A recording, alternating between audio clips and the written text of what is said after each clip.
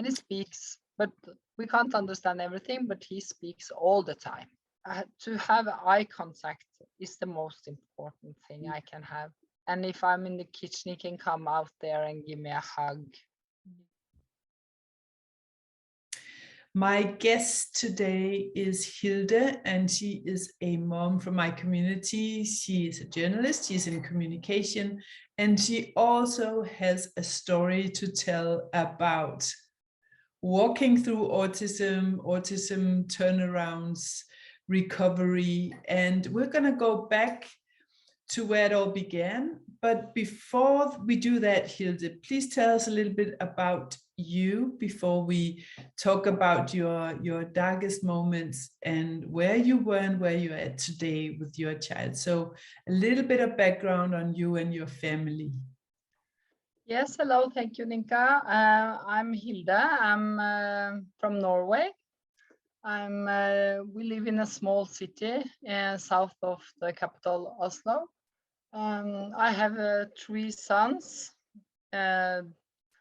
One is 25, one is 22, and there's Edward. He's 9, and he's the one we will talk about today. Yeah, that's me. That's your story. So I have a husband as well.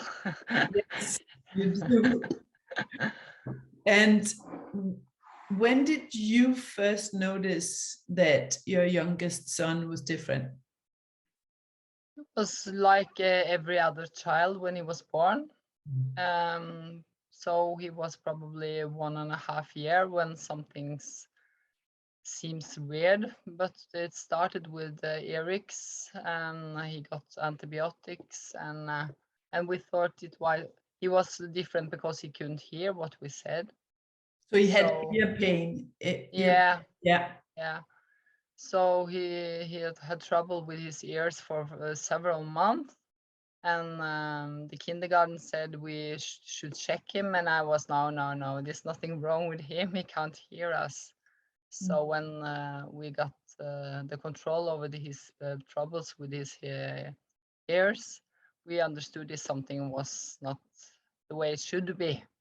So he was 2.5 years when he got this diagnosis, and the diagnosis was severe autism. He was gone. He was gone. Yeah. So you felt a regression from normality to him just getting worse and then gone. Yeah. Describe how that felt for you, but also what that looked like. If you would describe the situation, what did your family look like and the situations with him gone? Because I know what that looked like for my son, but I would love to hear what was it like for you and your family? Yeah, I have to say something here because I'm the person who hold the family together. I had 2 older sons I have to take care of.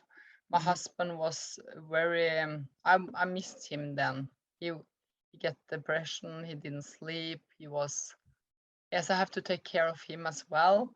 So my feelings I kept for myself, and I said this will go so fine. It's okay with a child who's different, and I was crying in the car, and now I know a lot about energy, and my son was sitting in the car with me, and it was hard, but I didn't show the people around me that I was in pain.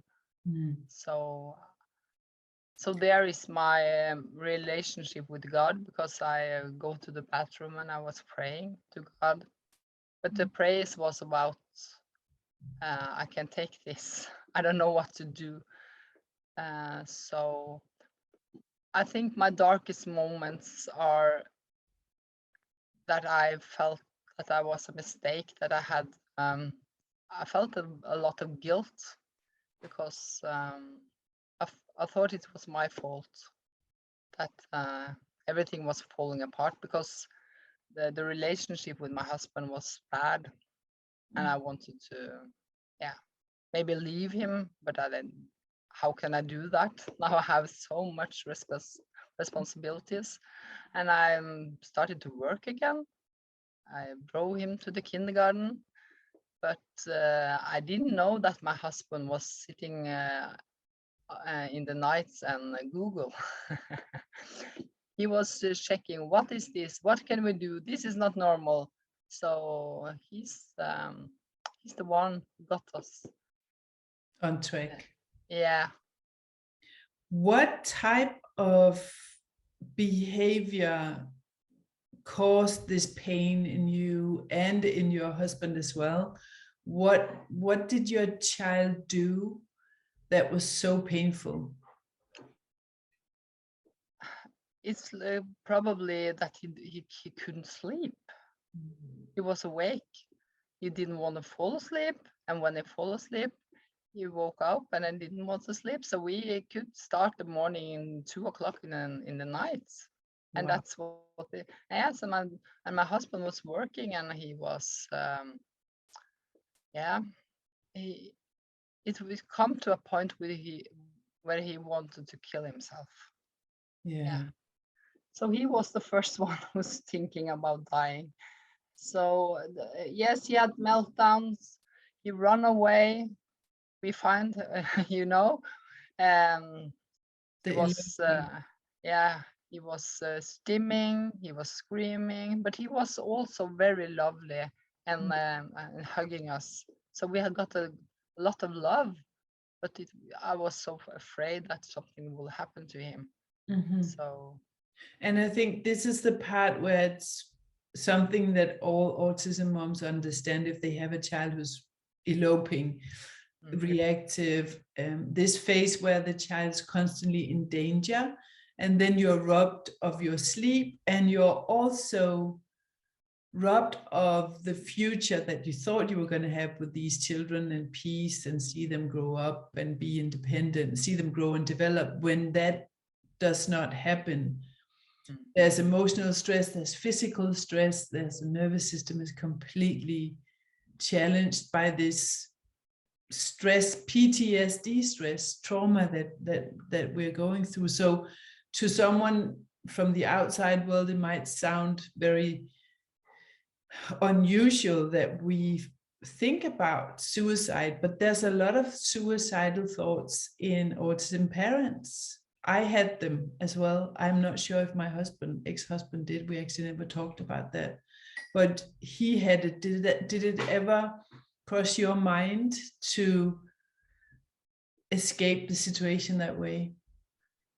okay, but I was almost 40 years old when I got Edward. So the first thing I was afraid of was dying, because who will take care of him? His father is not, he's not there. So I didn't think about it then.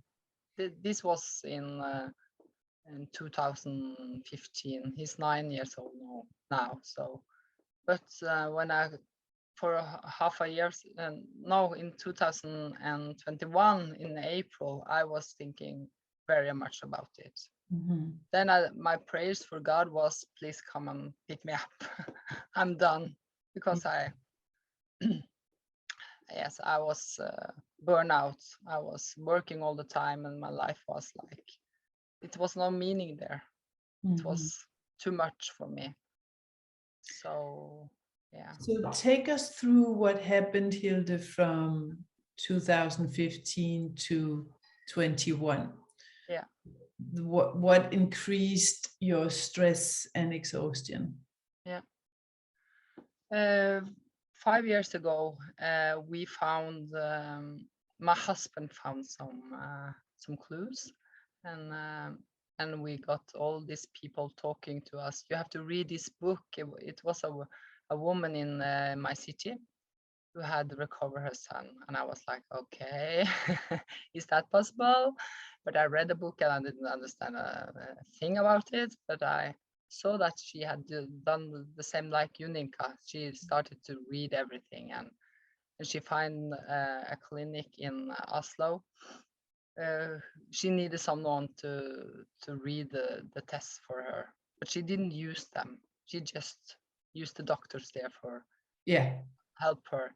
and we thought yes, we give it a try, and we went to this clinic, and we got a lot of help from them. But in Norway, it's forbidden to do this, so they couldn't treat Edward. They have to teach us parents how to help our kids.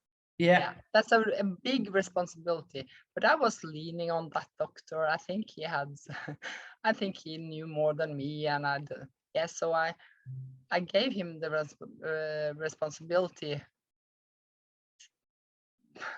So we got something. It was getting better. He was starting to sleeping a little bit more. He was not that stressed anymore. He could go for a walk without running away. But in April last year, I felt like now it's nothing more we can do.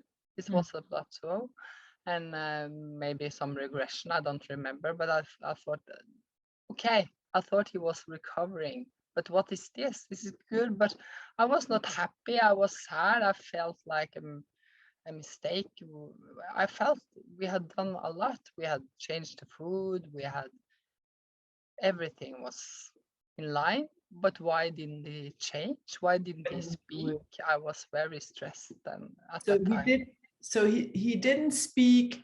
He was not running away. He wasn't eloping, No. but he didn't have a good language. What else? Meltdowns as well, and he was walking. He was sleeping, but not every night, but probably 5 nights a week. That's happy, but not good enough for me. Yeah. I was like, yeah, exhausted. And what had you done with the diet and interventions with this biomedical doctor? Yeah, I think he got too much supplements. It was like we just thought we give him more, and more is better. Yeah, I remember that one. And I found out later that was not a good idea, and I thought maybe that supplement was food, you know, because my son was a very picky eater. Yeah, I mean, very picky eater, and you know, when you go no gluten and no casein and no sugar, that was a trouble for us. So yeah, but yes, you know. yeah. So, I know now what yeah. we did wrong. Yeah. So symptoms you had changed the diet, removed gluten, casein, loads of supplements. What happened then? So you had this thought, okay, what now? I've done all this and this didn't give me the results that I wanted. What happened then? I talked to a mother in this group, this parents group from this clinic, and I said, what do I do? I'm lost. And she said, you can listen to a podcast. There's a name. She said the name is Ninka. You can try that one. And I started. It was Easter, so I started to listen to this, and then it was wow. And I sent them an email to you with a lot of stuff. Questions and everything, and you responded very quietly that you can take a look at my course and see what you find there. Probably it will help you. Maybe you were very gentle, and I bought the course. I started, and I was like, wow, she's speaking to me. All my questions were answered in that course. And she's sitting in the room with me. She has made this for me, just for me, because I felt like it was only me on the planet who needed to hear this. Yeah. So it was everything. It was so amazing. I loved it. I stopped talking to my husband. I was sitting there listening to you, and it was like heaven for me. It was. I remember how you embraced the importance of working on yourself in such a beautiful way. You were so dedicated to that. What happened? What did you do? And can you take us back to that time? So where are we at on the timeline and with your son here? Yeah, For the first time in my life, I put myself first. I have never done that. In the family, I'm like the old-fashioned woman. Like everybody has to have a good life, and then I can think about me. My husband had said to me lots of time that we have to take some tests as well, and I said just wait. Edward's first, then we. Edward's first. Everything. Don't take that cookie. That is for Edward. Everything was for Edward. I had changed the diets as well, along with Edward and my husband as well. So everything we have in the house is yes food. No, we never say no because that's the way it is. But okay, when I started this course, I was doing something for Edward. I had to make more food for him that I had made. So I started along with working on myself to making food for the whole family. So that's the only thing I did for him. I'd removed a lot of supplements, and I said to Edward, "You have to wait. Mommy has to save herself first." Yes. And yeah, I did that. So probably took 4 or 5 months before I felt that I could speak again with my husband. Because he has a lot of ideas and he started his firm, and he always used me as his I don't know, I have to give him an advice, and I said no, not now, you can wait. So he felt lonely, I think, but he saw that I was yeah, getting better. But I had some dark moments there. I think I'm afraid to be there in the dark moments. Oh, maybe I never come up again. I have to be here forever. So I think it was very scary as well, that I have to feel my Yeah. feelings. So Yeah, so that when we've been pleasing everybody else and we've been just packing our own needs and feelings and just surviving, feeling is scary. It is scary to feel anything, and that's why healing is so challenging, because what we do when we're in survival and when we have this project of trying to save our children, what can happen is that we also escape into this state of survival where we don't feel the uncomfortable feelings. Yes, we don't feel them, that's right, but we also then numb out when it comes to the softness, the love, the true bonding, because it comes with pain as well, and it comes with risk. We can lose each other, we can die, we can get sick, and love and grief coexist. And in so many ways we try to escape the uncomfortable feelings, and by doing that we sacrifice true love and bonding in the family, and also the greatest experiences of love as mothers and as women in this world. So I'm so grateful that you're mentioning this, Hilde. How did you find the courage to look at the feelings that were difficult for you, and why did you feel any difficult feelings when you were healing yourself and prioritizing yourself? first of all, I have to go back in my childhood, and my mother is a part of that story, and and she was having some mental issues when she was when I was a child, and but when she was 50 years old, she was a completely different woman. So I have to, and we had a good relationship the last years of her life. She died in May. So I felt that she was very sick, and I have to go back there, and I felt angry at her, and I felt, no, mama, no, that's not my mother. So I had trouble with going there because I was angry at her, but and I didn't want to be angry at a dying person. So that was the hardest thing for me. But I think she waited to die till I was getting peace and give her my yeah, permission to die. I can't say that, but I forgave her that we were in a good place when she died. I had come to peace with my Yes. story, yeah, my past. Yeah, And so the pain was anger at your mom from when she was sick and when she was in a bad place. I was angry at my mother for my childhood because she wasn't there. She Mhm. was in pain. She gave me her pain, so Mhm. I was taking care of her.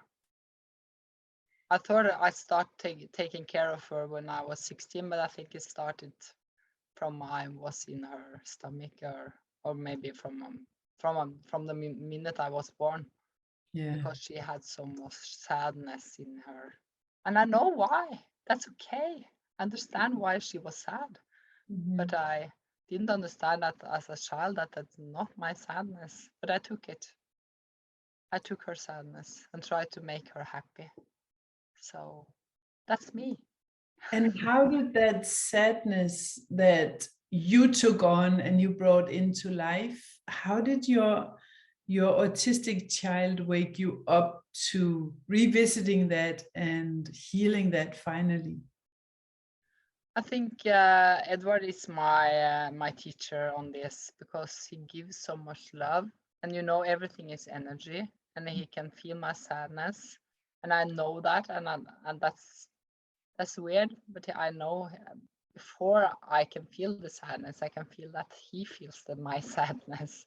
Mm. So I think I don't know if this is the right answer on this, but he has so much love to give, Mm. and he can see now that mama has found peace, but Mm. the father is not that he's not there yet. Mm. So he's now falling after his father. Yeah. Yes, but his father is not sad, but he's stressed and has too much to do, and I can see that Edward is now looking at his father, taking care of him with Mm. his love. Wow. Yeah, That is so beautiful. They wake us up to yeah. the parts of us that we have not integrated and healed. Where's it? So you were doing this work on yourself, and I know that many moms feel, you talked about the guilt, feel guilty about even prioritizing your own sleep and food, healing, physical strength. Hmm. So did you have that guilt, and how did that actually end up helping him get Hmm. to a better place with his autism, that you prioritized yourself finally? I think when I start to understand that uh, my patterns are something and that are recorded in me, that it's not my fault that Yeah. I'm like I do. Because when I had argues with my husband, I always think he was the trouble. But then I started to understand I was a part of it, because this way of living was the way of living I had in my past as a child, and I think that was safe to have a little bit. Yeah, not unsafe is safe. Mm. So the more I know about myself and my history, you more I can understand myself and give myself um, permission to feel, and I can forgive myself. And the guilt is, of course, I can feel some guilt, but it's not. It's it's a little. No, I don't have any guilt anymore, I think. No. And how has he changed from eloping and not Yeah. speaking and being in danger and not sleeping? Can you describe Edward today? Everything with him is more calm. He's an active kid. He likes to run and to be outside, but when I'm say his name, he stops. And he likes to go for a long walk. And we understand that he's been grounding all the time. Before I ever know what the grounding is, Yeah. he's he's a grounder. He loves to sit by the sea in the sand, and he can be there for hours. and his stomach, the gut was very in a bad shape, and now that's, I don't know if it's fixed, but it's much better. And he is still something he don't want to eat, but he's trying everything. So I would just put it down in the kitchen, and he will go out, and then when I don't watch and taste, oh, that's good. But when I say you have to taste this, you have to eat it, and he say no, no, no. But when I put it out, he just go, oh, wow. And I found that he loves things that I didn't think a kid would like, So yeah. So and the language is still something we're working on. It's coming words, but it's not. We are not there yet. So we have a lot more to do.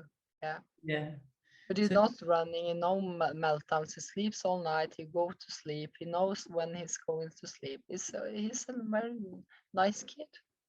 yeah, and that's huge too, that he is not running away and he sleeps better and his picky eating is improved. I would love for you to, and also we need to acknowledge those victories for ourselves when we actually see those changes. Could you repeat what you did for the picky eating? Because I think that's really useful for moms who are still working on picky eating. What did you do instead of, Yeah. because we can either cater to the picky eating by just buying the nuggets and then we have peace, or we can force them to eat, which never really goes well, or we can monitor them and look at them while they're eating, and then this tension builds up. What did you do around the dinner table and when you were shopping and cooking? Yeah. First of all, you have to remove everything you don't want your kids to eat, and I tried to look at what he liked, and he liked that thing was frozen. So okay, he liked frozen food. So I started to making ice cream Good with idea. with coconut milk, and just put in chia in everything that I like. What did you put in that ice cream? Let's line it up. So some coconut milk, some Yes, and chia, and I also use monk fruit yeah, or stevia, yeah, and maybe 1 or 2 strawberry, and that's for many ice creams, just to get the color. yeah, Um, and I can put everything in there, but the coconut is milk is sweet, yeah, so you yeah. can put the banana in it, and you can put everything in it. It's Did very you, easy. And I bought this lollipop, so he can eat it himself. In the beginning, I put it in something that I have to help him, but now he just go and take pick? a ice cream himself. So Did you add any protein to it? And no, I did not, but I'm giving him some protein now, but I didn't do that in the beginning, but you can do that as well. Yeah. what has, so let's look at what are some of the things that has helped. Let's talk about the running away, the eloping. What what's your sense that's worked well for getting a hold on that? Because that's so stressful. I remember that myself, having to constantly monitor them so that they're not in danger or I can um feel that pain. I I can know. still feel that pain. Yes. And my husband said, "Stop, don't yell at him." But it comes like, Edward. Yeah, What? exactly. Oh, it's So awful. stressful. Yeah. So when did you notice, hey, he's actually not running away? Because I remember that. Well, for myself, when did you notice that, Hilde? So I think that started when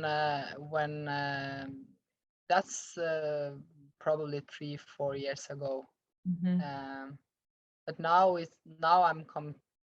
I can see that he won't run away, and he understands everything we say. Yeah. Yeah, he can see that the cars is coming. He's not blind. He can see an airplane on the sky. So he's not in his bubble. He can hear, he can see. So I have to trust him, you know? Yeah. So that's the first thing. And I don't think you can. I think you have to do all these things. You have to come to peace with yourself. You have to change the food. You have to find some supplements your kid needs. It's different for every child, but it's everything. Mhm. It's not just one thing. I can't point at one thing to say that's the reason. No. So when you were in the biomed and you did all the supplements and you didn't see much results from it, what have you done between, well, the past year or two that has taken Edward from where he was to where he is now? Yes. For 1 year ago, I contacted Mensa. Yes, and I also joined the course with Dr. Barons. So now I know what to ask for. When Yeah. the doctor tells me what's wrong with the test, I know before the doctor say to me what it is, I know what it is. So the thing I didn't do in 2018, when I gave the doctor the responsibility, I have taken that. So Dr. Mensa didn't ask me to take a test of Edward's gut, but I did it anyway, and I found something there that, oh my God, he has very much candida. And I know if I don't do something about the candida, he will never get recovered. So I have Mensa told me, no, you can't give your son that, and I know.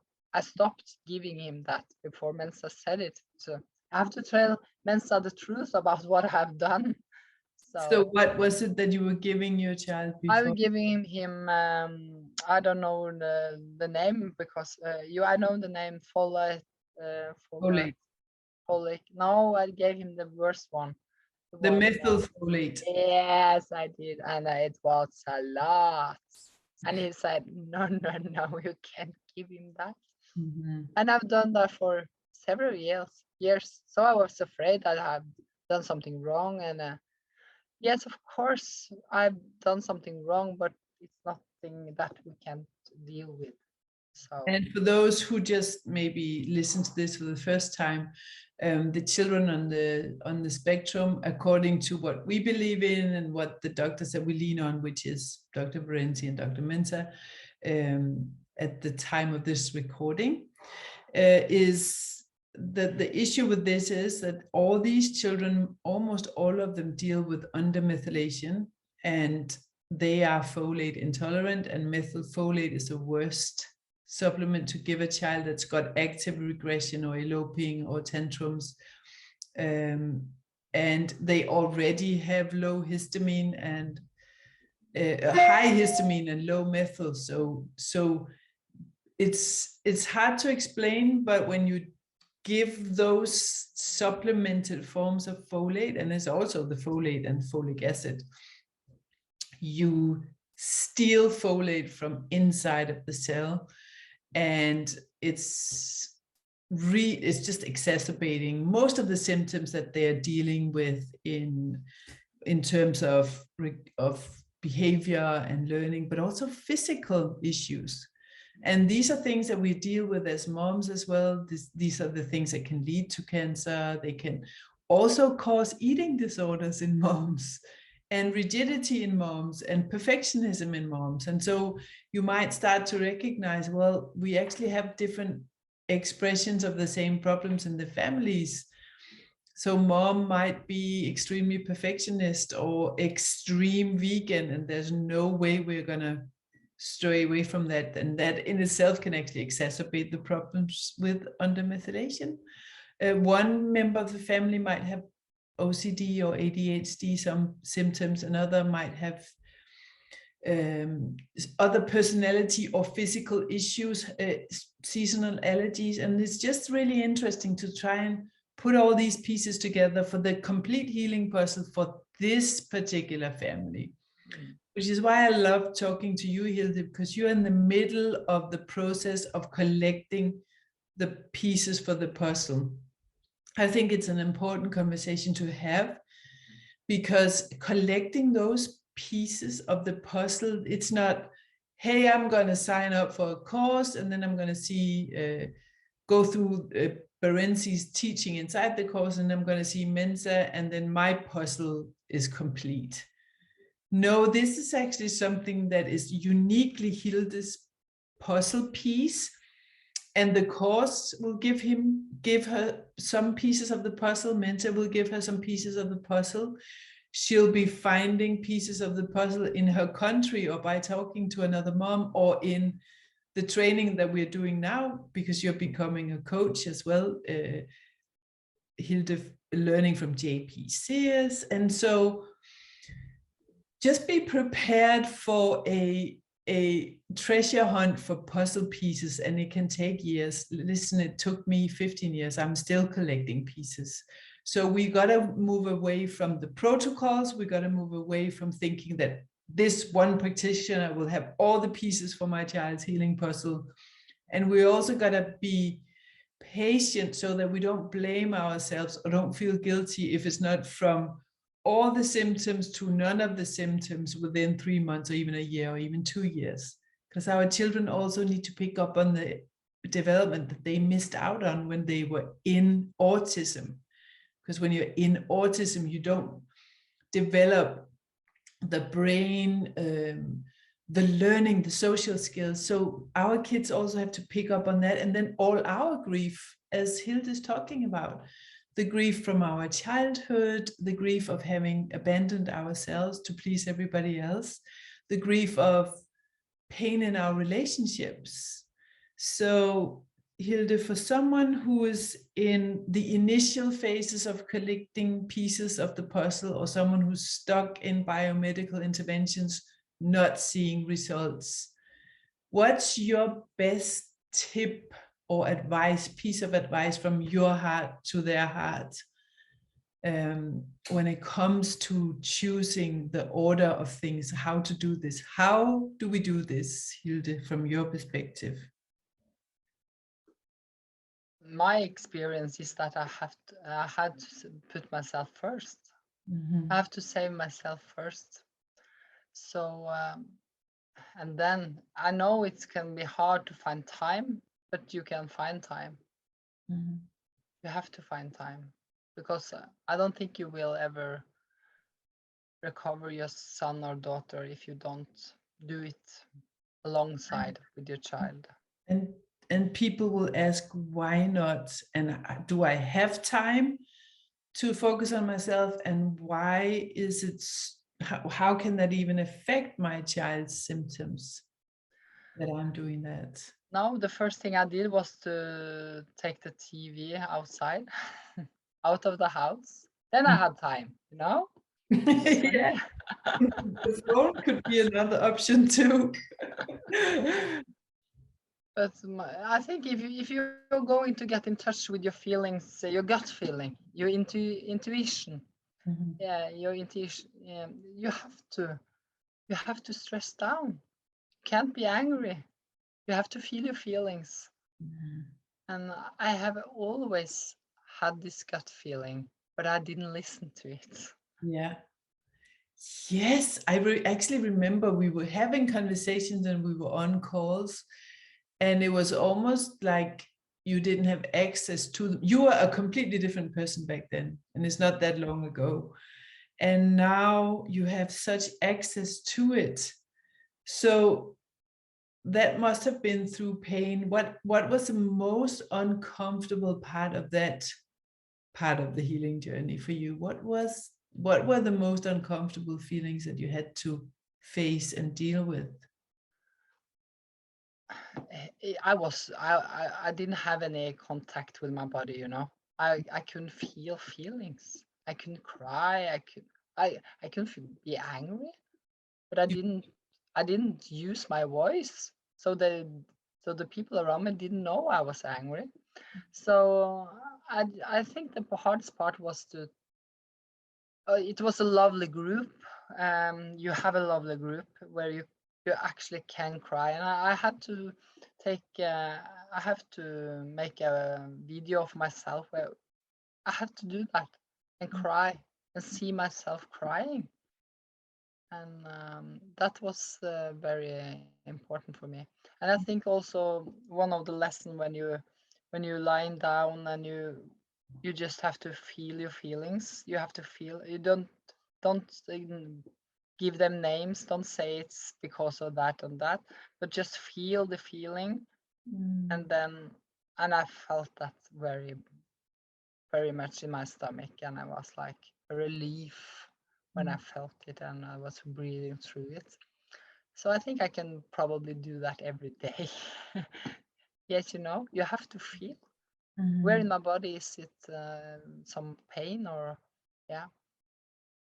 So I always has this pain in my body, but now I can feel that it's gradually going away from my back, from my legs, from my arms, from my head. I can feel it like it's moving out of me. But I can feel pain as well, but I can feel its pain is getting less and less for every day that goes. That's So amazing. What has that change meant for your family and your other children and your relationship, that you prioritized yourself and shifted the focus away from symptom treatments and your child for a little while? it's peaceful here. We can still have some days that's not so good, but it's I can feel that everything is more calm and and yes, I don't know. I don't think that people outside the house can see that I'm changed in the same way, but I can feel that I'm changed inside. So and people I haven't spoke with for many years are now visiting me, and I didn't have friends. I just cut everybody off, and now I can do something for myself. Going out with a friend to look at a movie, or not often, but I can go for a walk with a friend. Before I didn't do it. I go by myself. I don't want to talk to anybody. I Yeah. just want, yeah. So I'm feeling more open, and in your course the relationships comes in part 4 or something, and I was like I was running to that. I have to fix my relationship with my husband, but when I come there, I didn't need it. I Yes. was already, I was already. I said, oh, I loved it. I knew I have to take step by step, Yeah. listen to everything, yeah, and Yeah. do it twice, not Yeah. once. You have to do it again. Yeah. So, yeah. That's so beautiful.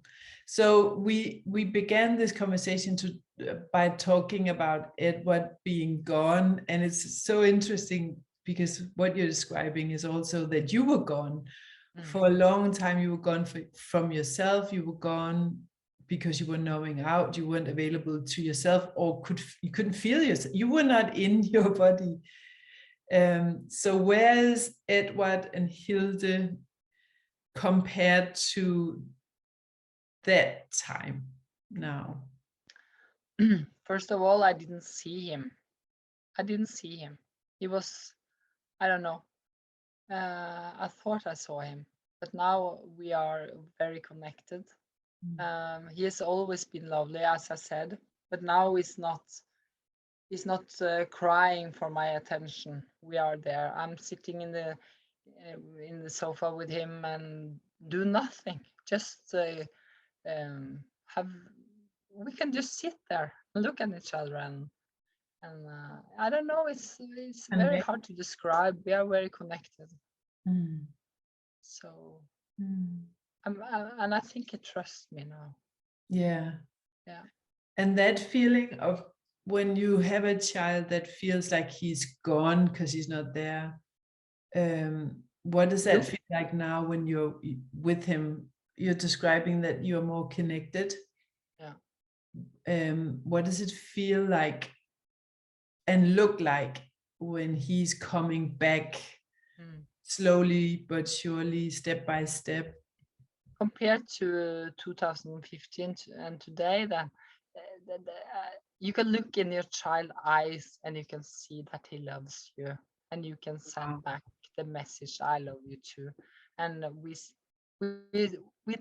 say that every day. I say I love, and he say you, and and I say everything, and he repeats after me. So we're working on that, and I think uh, the to have eye contact is the most important thing I can have.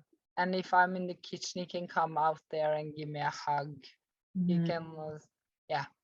You just want to say, I'm here. I love you, and he goes into the room again. So he's checking in, give me a hug, and see if mom is okay, and I'm okay, and then he's happy. So he laughs a lot. Yes, a very, very nice laugh. And he's laugh a lot. He's very happy, and he speaks, but we can't understand everything. But he speaks all the time. Oh, he does. Yeah, Because yeah. that's something that with my son as well, he's really picking up on, and I think that keeps on developing actually. So then you see the humor, and then he now has a huge need for conversations and talking to family members and telling them about his life, asking them questions. And I think for moms who hasn't lost their child, it might be difficult to understand how big it is, how huge it is when our children are responding to their names, talking, having conversations, and you look into the eyes and they're there, because there's nothing more scary than looking into your child's eyes and the child is not there. Yeah. But I have to say that when you don't get yourself understood, I will thought that you will get meltdowns, and then you'll be angry, but he doesn't. He tries again, and I go, oh, you want that, and I come with a cookie, and no, it was not a cookie, you want water, and we just we're going, because he can say, hey, I want that, and I don't know what you want. You want this you know what I mean. So we're working on that. So yeah, so the communication, or instead of having tantrums, that's another thing you're working on. Amazing. But he doesn't have any tantrums. I think a child who can't speak should have been angry. Shouldn't? Yes. Yes. And he's not angry. Yeah, I understand what you mean now. Yeah. So he is also keen to learn to tell you what to do and patient in that process. That's amazing. Yeah. And he also shows feelings now. He can show sadness. He didn't do that before. So he can show something's wrong with me now, and he wants to get a hug, and then it's okay. But he can feel, and he can see my feelings as well, and I think that's huge. That is huge.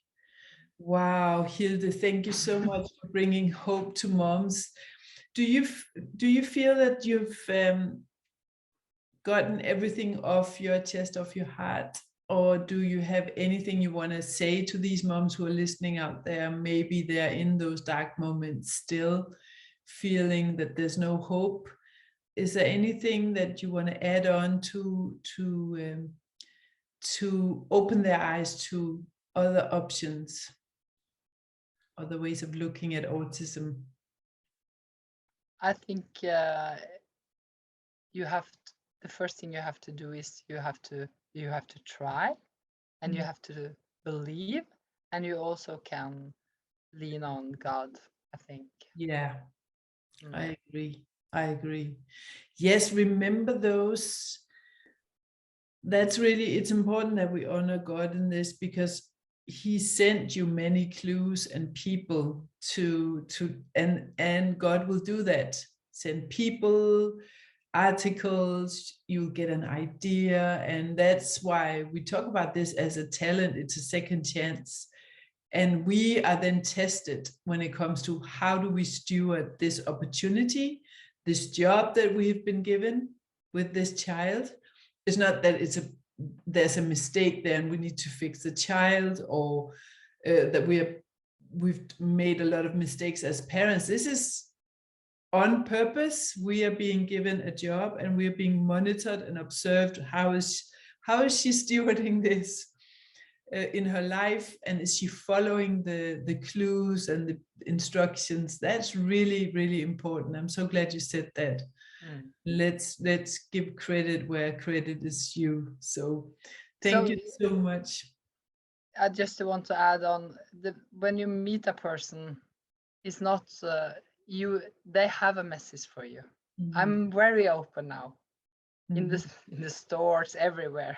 Just wow. There can be just a passing by people that want to tell you something. Yeah, So exactly. step up. That's so important. So important. Thank you, Hilde, so much. And I hope that in the future you will be guiding moms through this process all over the world, because no one can lead people through a jungle they haven't been through. And that's why we have to heal ourselves in order to heal our children. And we actually we've had to go through this journey with our own children to be able to support other moms through that. So thank you so much for being open to sharing in the middle of the process, where we are still collecting puzzle pieces, because that is so important for moms to be able to lean on your experience for hope. Thank you so much, Stinka. Thank you for you are you. Thank you. God bless you. God bless you too.